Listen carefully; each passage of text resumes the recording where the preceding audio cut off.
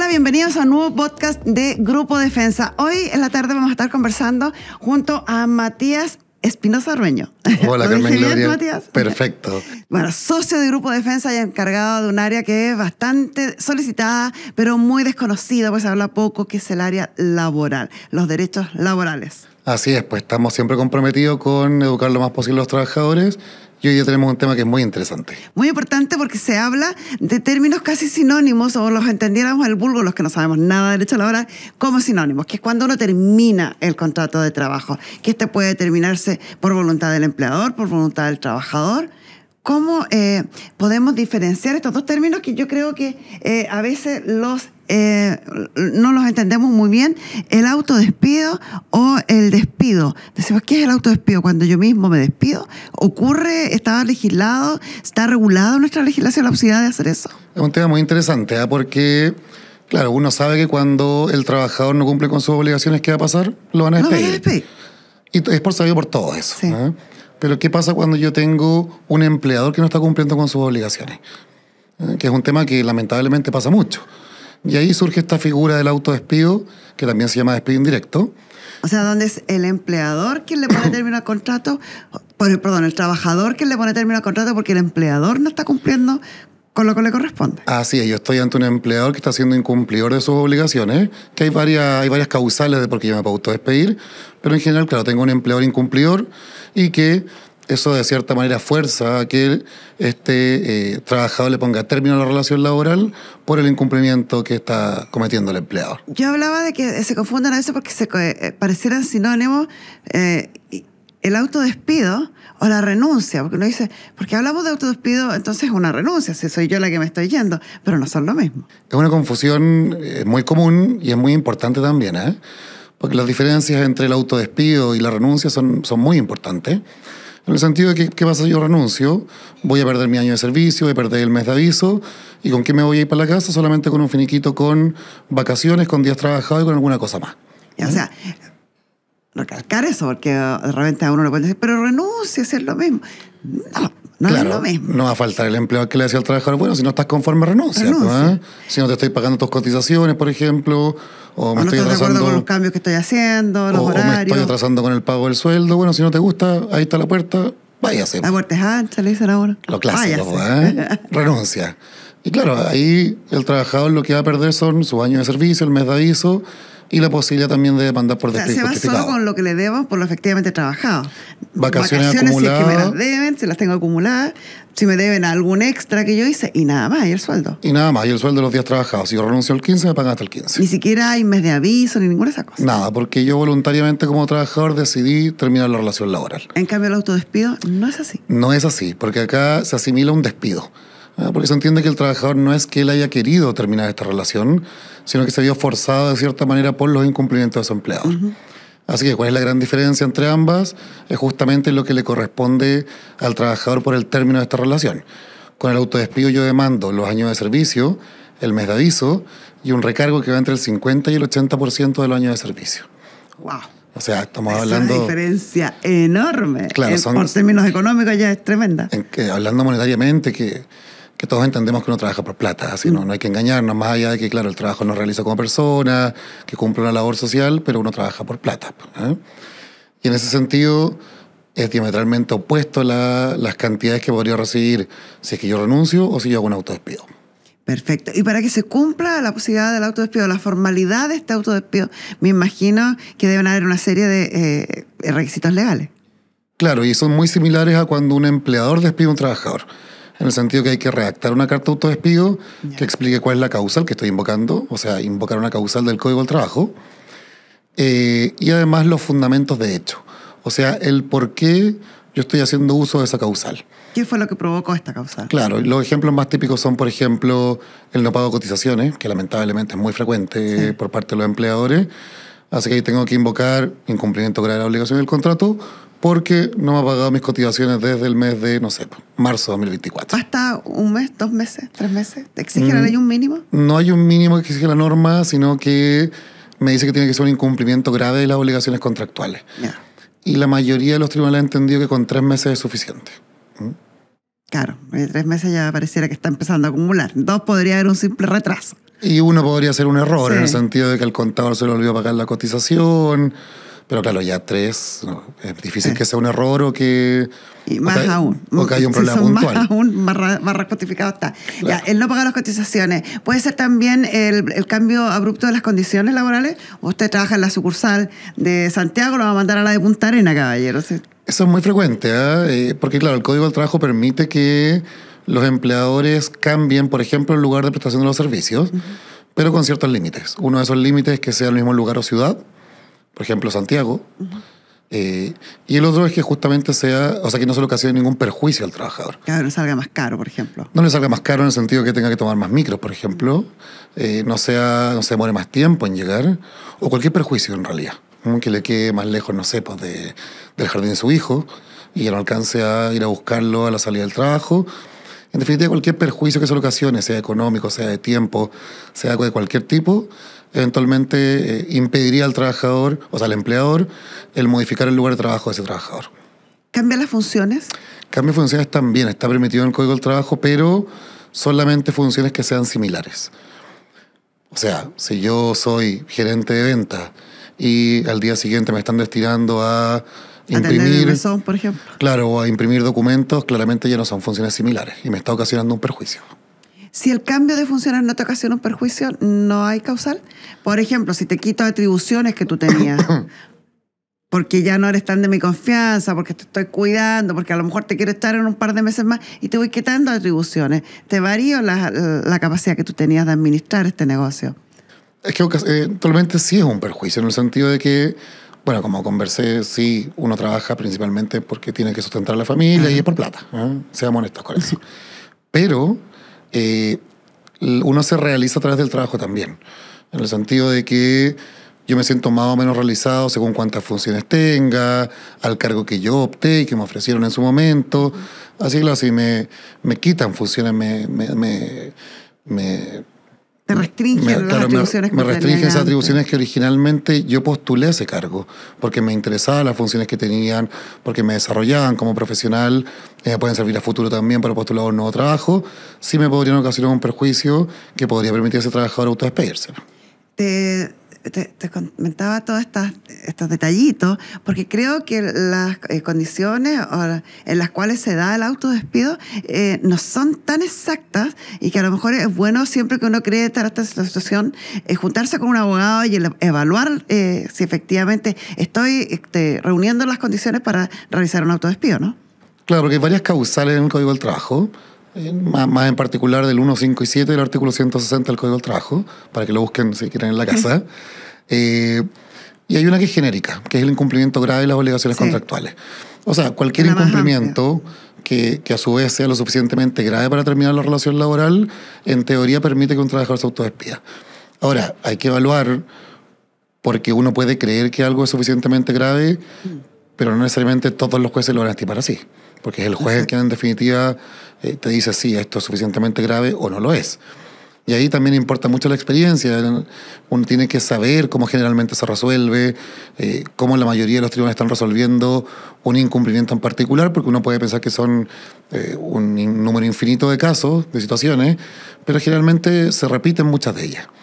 Cuando el juez decide aceptar que esto es un autodespido, ¿sí?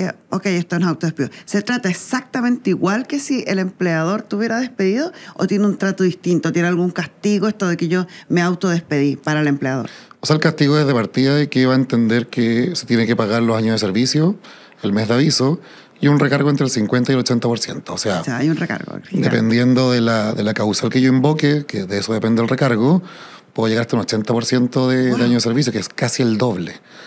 Así que, claro, sí, una sanción importante para ese empleador que está incumpliendo sus obligaciones. Súper importante. O sea, no me pagarían lo mismo porque el empleado, aquí voy que el empleado podría decir, bueno, autodespídete, igual te iba a echar. No es lo mismo, pues me va a salir harto más caro. Si, por ejemplo, me despide por necesidad de la empresa y después se declara injustificado ese despido porque no existieron realmente las necesidades, ahí se va con un recargo del 30% solamente. Claro. Pero si yo compro el autodespido, se va con un recargo entre el 50 y el 80%. O sea, son cantidades, porcentajes relevantes. Hablamos del procedimiento. ¿Cómo se inicia este autodespido? ¿Tengo que yo avisarle a mi empleador con algún tiempo de anticipación? ¿O puedo decir a partir de hoy, tome, estoy autodespedido? No hay que dar ninguna anticipación, sino que yo de inmediato, bueno, hay que redactar la carta de autodespido, que siempre se recomienda que se redacte con un abogado que sepa de derecho al trabajo. Y tengo dos opciones. O se la entrego personalmente a mi empleador, que pocos trabajadores eligen esa fórmula porque uno, es incómodo ir a la empresa y decirle, oye, me estoy autodespidiendo. Y dos, porque yo tengo que comprobar de que efectivamente se la entregué al empleador. O sea, tendría que firmármela o timbrármela. Cosa que no va a querer. Muchos empleadores no quieren. Y ahí el trabajador se puede encontrar con el problema de que sí la entregó, pero no tiene cómo comprobar de que cumplió con esa obligación. Y la segunda forma es enviarla por correo certificado al domicilio del empleador.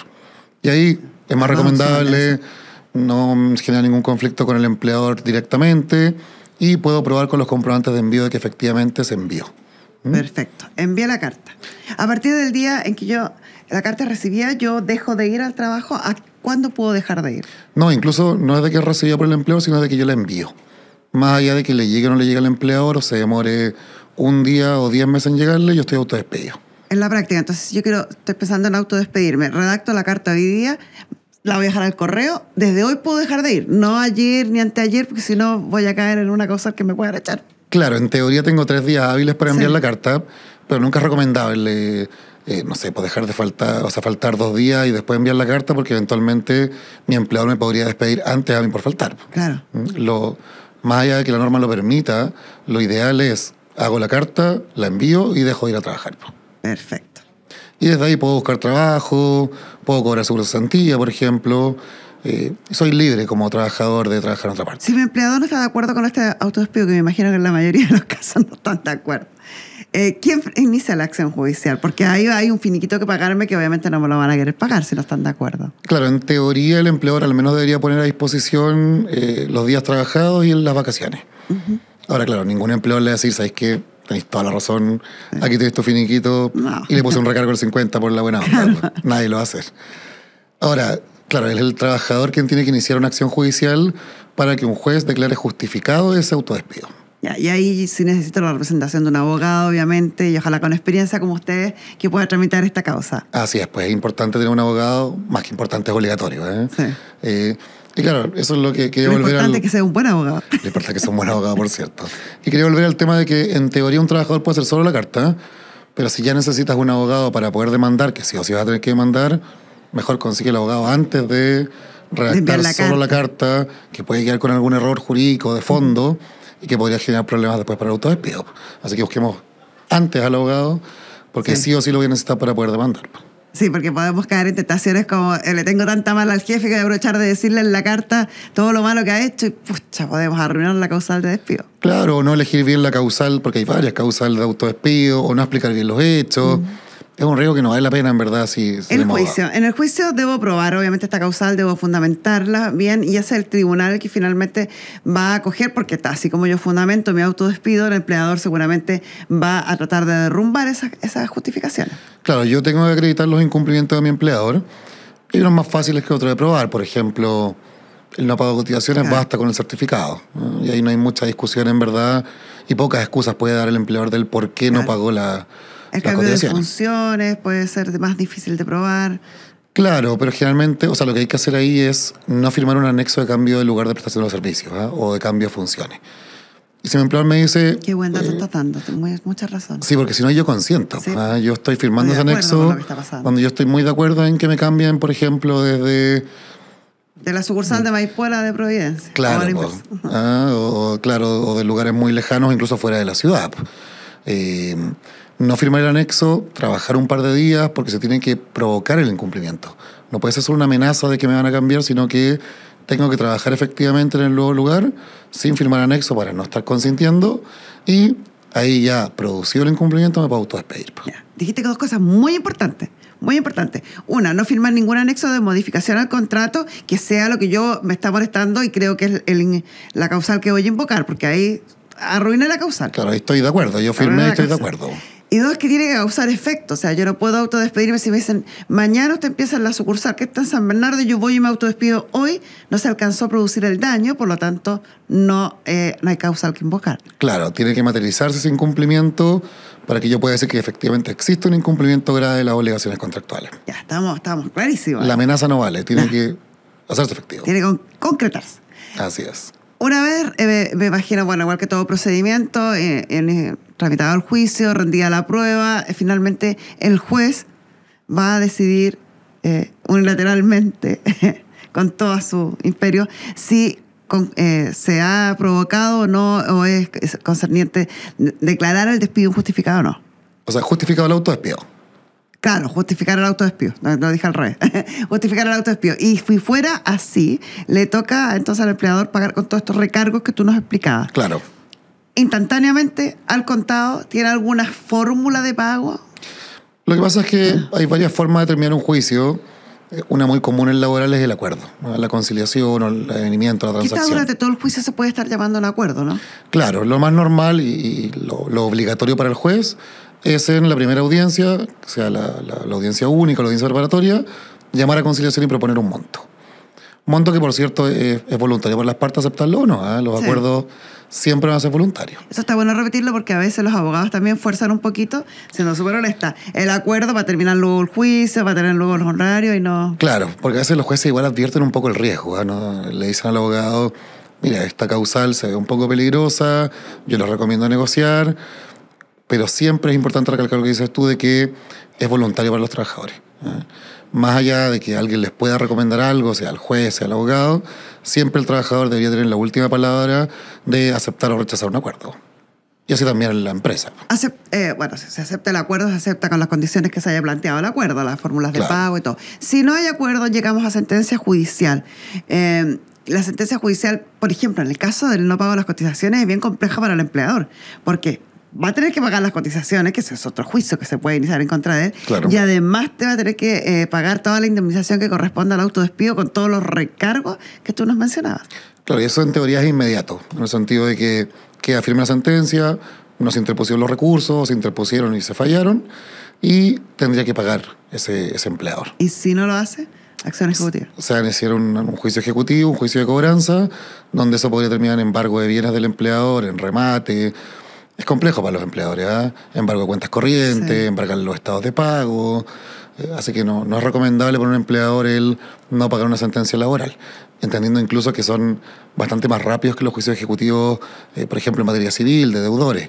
Son generalmente más cortos en laboral. O sea, todo te indica que lo más conveniente para él sería tratar de llegar a un acuerdo durante la tramitación del juicio. Claro. Tú en un principio, cuando estábamos hablando de que la persona toma la decisión, manda la carta de autodespido, dijiste, y puede buscar trabajo. Porque me imagino que este juicio, que obviamente puede variar de un caso a otro, pero puede llegar a durar bastantes meses, incluso un año. En el intertanto, ¿no entorpece para nada el que tú busques otro trabajo, tengas otra relación laboral? Esa es una pregunta frecuente de los trabajadores, más que una pregunta, una aprehensión, en el sentido de, abogados, que no quiero hacer el autodespido porque no puedo estar tantos meses sin trabajar. Claro. Y la respuesta es que no, porque claro, la relación laboral terminó. Es como que tuvieron despido. A ti te despiden, tú puedes buscar trabajo y demandar, por ejemplo, por despido injustificado sin ningún problema. Acá es lo mismo. Te autodespides y el mismo día, si quieres, o al día siguiente, puedes estar buscando trabajo, estar contratado y no causa ningún perjuicio para el juicio. Más allá de que eventualmente a una audiencia el trabajador podría ser citado a declarar, pero es en una ocasión solamente. Perfecto. Y en la duración es muy variable. Manejamos promedios en torno entre los 3 y los 6 meses en promedio. Bastante rápido para los tiempos procesales, ¿no? Sí, en laboral generalmente son más cortos los tiempos que, por ejemplo, con un juicio civil que, Claro. que son más largos. Por la urgencia además se entiende. Se entiende porque finalmente estoy jugando acá con las indemnizaciones y las prestaciones de los trabajadores que Que es lo que nos da el sustento para vivir, pues es lo que Claro, estábamos si hablando. uno tiene que pagar. Trabaja para tener que comer. Claro, tengo que pagar colegios, tengo Claro. que pagar mi dividendo o Es el un ingreso arriendo. extra. Es un ingreso vital. Claro, la gente vive de eso, ¿eh? Y mucha gente vive del día a día también, y por eso es tan importante que los empleadores, por ejemplo, paguen sus sueldos al día, que esa es una causal de autodespido o un motivo de autodespido muy frecuente. ¿Tiene que ser reiterado también? Que me pagan el sueldo varias veces desfasado, 5 días, 10 días. Hace unos meses atrás te he dicho que sí, que tiene que ser reiterado y que no basta con un par de días. Ahora la Corte Suprema hace unos meses atrás sacó un fallo donde nos dice que el atraso en el pago de las remuneraciones siempre va a ser un incumplimiento grave de la obligación del contrato, salvo que sea por una sola vez y que sea por algo muy fortuito y que tenga una razón muy poderosa para haberlo hecho. Asaltaron la empresa y no tenía... Claro, casi que se llevaron toda mi caja fuerte con mi recaudación. En la familia del dueño, ¿no? O se quemó la empresa. Porque acá hay que entender de que los trabajadores, muchos de los trabajadores, viven el día a día. O sea, si yo me atraso 5 días en pagar el sueldo, le voy a generar problemas con, por ejemplo, las cuotas del banco. A todos nos pasa, sea un gran sueldo, un pequeño sueldo. Finalmente todos somos, como dicen los franceses, como asalariados. Y por lo tanto, con lo que recibimos, pagamos dividendos, cuentas, colegios y cosas. Y el banco no me va a dejar de llamar porque yo le digo, y sabe que mi jefecito se atrasó en 5 días, pero me va a responder, así que no me llame, te va a llamar igual, el arrendador te va a llamar igual, el colegio te va a llamar igual. Todos. Es un problema, así que claro. Las autopistas. Que no llaman nada. Sí. Así que el riesgo del negocio, el riesgo de que a la empresa le vaya bien, no se le puede trasladar al trabajador. Claro. Porque él no es el dueño de la empresa, no es el socio. Él es un trabajador que está poniendo a disposición una de las cosas más importantes que tiene, que es su trabajo, a cambio justamente de una remuneración. Así que tienen que pagarle en tiempo y en forma su sueldo. Matías, para que vayamos cerrando, entonces, el autodespido produce los efectos de poner término al contrato de trabajo cuando la decisión es del trabajador por un incumplimiento grave del empleador. Este incumplimiento puede ser variado, analícelo desde un principio con su abogado de confianza, porque si es autodespido sí o sí, vamos a llegar a una tramitación judicial.